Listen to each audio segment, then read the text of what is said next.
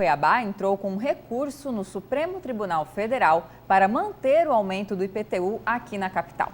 Na última quinta-feira, a Justiça atendeu a um pedido do Ministério Público Estadual e suspendeu a cobrança deste imposto. E é para falar sobre esse assunto que está aqui ao vivo no estúdio do Jornal do Meio-Dia, a advogada tributarista Daniele Fukui. Boa tarde, seja bem-vinda aqui ao Jornal do Meio-Dia. Boa tarde, Lúcio. Boa tarde, Camila. Boa tarde. Boa tarde aos telespectadores. Muito obrigada. Daniele, o Procurador-Geral do Ministério Público, Deusdete Cruz, falou, olha, não é para pagar o IPTU por enquanto. A presidente do Tribunal de Justiça, a desembargadora Clarice Claudino, deu a mesma orientação. E aí, o que é que acontece daqui para frente, na sua opinião? Bom, no cenário atual, nesse contexto, nós tivemos um julgamento agora dia 30 e até o momento que temos Porque a decisão é a seguinte, só para complementar, a decisão da Justiça é que a lei é ilegal. Exatamente. A desembargadora relatora foi a desembargadora Serli e, por unanimidade, o tribunal entendeu como inconstitucional a lei municipal que majora, ela atualiza a planta genérica de valores e isso acaba aumentando o IPTU aqui no município de Cuiabá. Então, hoje, ainda vigente, nós temos a decisão do Tribunal de Justiça aqui do Estado de Mato Grosso. Então, a orientação a ser seguida, por enquanto, é a do Procurador-Geral e também da presidente do Tribunal de Justiça. Embora a gente já tenha conhecimento que já foi ajuizado, né, já foi interposto um recurso, um pedido de suspensão no STF pelo município, até o momento a gente não tem conhecimento de que foi revertida a decisão do Tribunal de Justiça. Doutor, e com isso o contribuinte que já efetuou o pagamento do seu imposto se pergunta, poxa vida, como eu faço para que seja restituído este valor, né? E também essa orientação para quem ainda não pagou, é de realmente não pagar? Nesses dois casos, por gentileza. Tá. Bom, nesse primeiro momento é importante destacar que ainda não transitou em julgado, né? Não foi definitivamente finalizado o processo. Mas para quem já pagou o imposto IPTU, ele pode fazer o pedido de restituição ou compensação, tanto pela esfera administrativa, que ele mesmo, o contribuinte, pode fazer junto à prefeitura, tem previsão legal para pedir a restituição em dinheiro ou compensação. Quando ele faz o pedido de compensação, ele pode pagar contributo da mesma natureza que seria, no caso, o próprio IPTU. Né? Mas acredito que como ainda não temos uma solução definitiva, que não cabe ainda recurso, provavelmente esses pedidos vão ficar parados por conta do interesse do próprio município, ou judicialmente, mas nesse caso ele teria que procurar um advogado ou a defensoria pública, depender do caso, para entrar judicialmente. E quem não pagou ainda? Quem não pagou ainda, a orientação, até por conta da decisão, é que aguarde, porque até o momento nós temos uma decisão favorável, porque na decisão do Tribunal de Justiça, os bancos vão ficar obstados de receber o IPTU e o contribuinte, o município reencaminhará um novo boleto com uma nova data de vencimento para pagamento do IPTU. Uma outra informação é que a Câmara Municipal de Cuiabá acabou atropelando uma lei maior.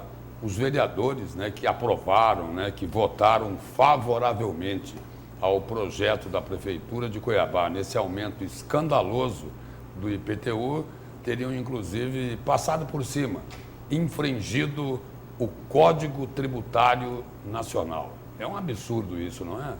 Eu acredito que quando se fala da Câmara ter infringindo o Código Tributário, eu acredito que eles estão se referindo aos argumentos que nós temos ali, né? Que ali a gente tem uma nítida violação de princípios como a capacidade contributiva e o confisco, né? Porque na realidade o fato da valorização do imóvel acabar implicando, resultando... Porque o imposto pode ser cobrado, agora o que não pode ter é o confisco. Exatamente, porque aqui eles acabam aliando a valorização do imóvel, mas a capacidade do contribuinte não está necessariamente atrelada à valorização de um imóvel.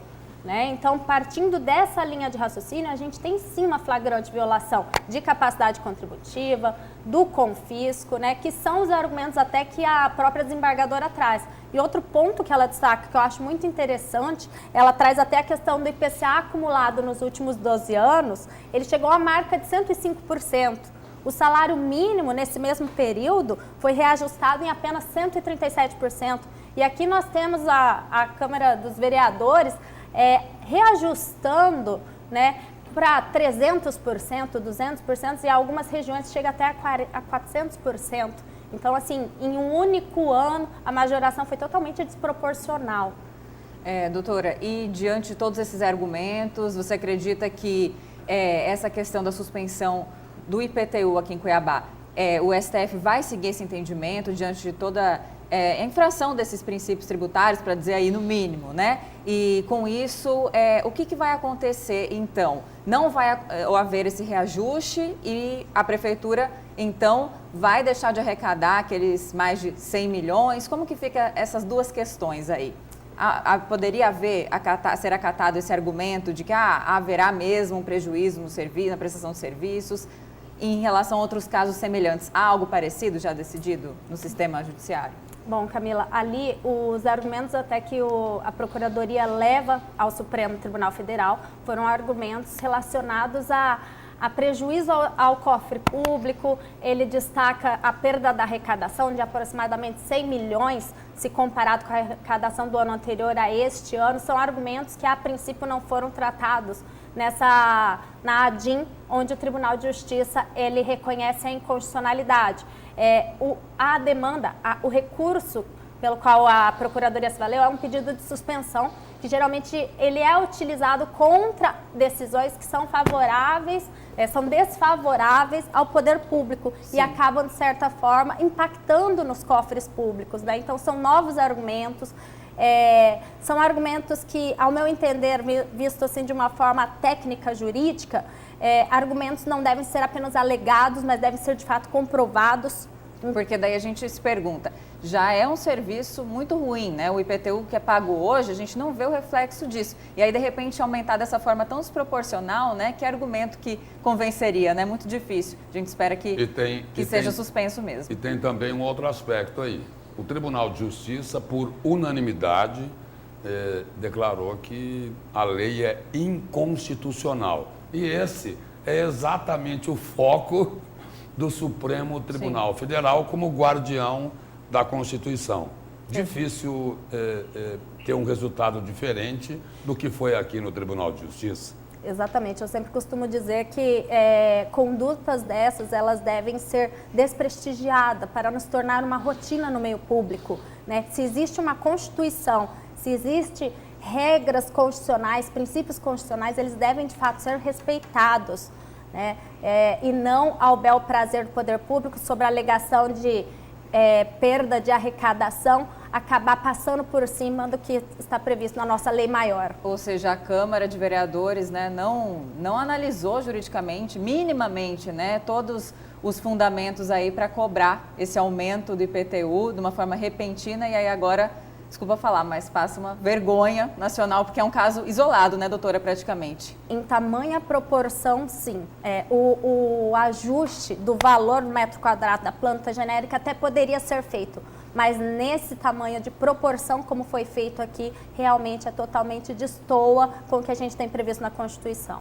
Uma opinião antes de encerrar. A Câmara Municipal de Cuiabá acabou apenas fazendo a lição de casa do Palácio Alencastre. Obrigado pela presença e pelas informações aqui no Jornal do Meio-Dia.